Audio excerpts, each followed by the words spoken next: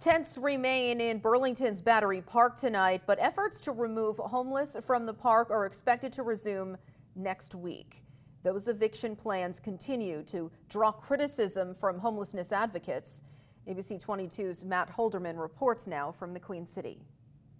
The deadline Burlington city officials set for homeless individuals to move out of Battery Park has now passed. But as you can see, there are still a handful of tents set up in the park. Due to this bitter cold weather we're seeing, city officials say they won't be forcefully removing any more of the remaining tents immediately, but it is still in their plans for next week. And that is still angering some people around the city. The fact that we are still even contemplating that action of removing folks before we know that they have another place to go where they will be safe.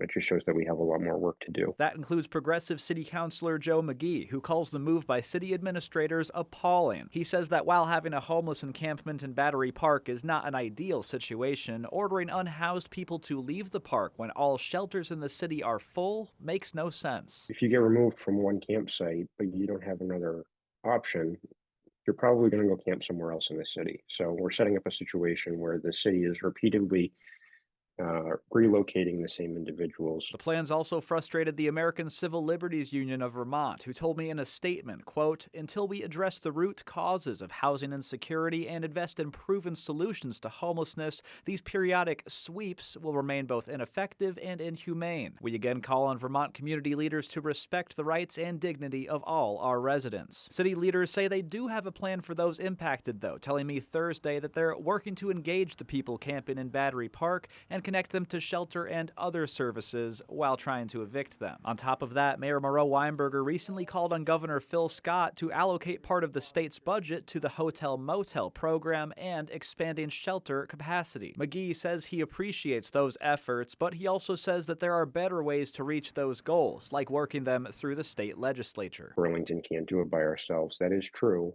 but we also can't just point fingers and say, we can't do this, you have to do it. I also reached out to Mayor Moreau Weinberger's office late Thursday night, hoping to speak with him at some point, but was told that he is out of town for the rest of the week for a conference. On top of that, I reached out once again to Sarah Russell, the special assistant to end homelessness for the city of Burlington, and she told me now for the second day in a row that she would not have time for an interview.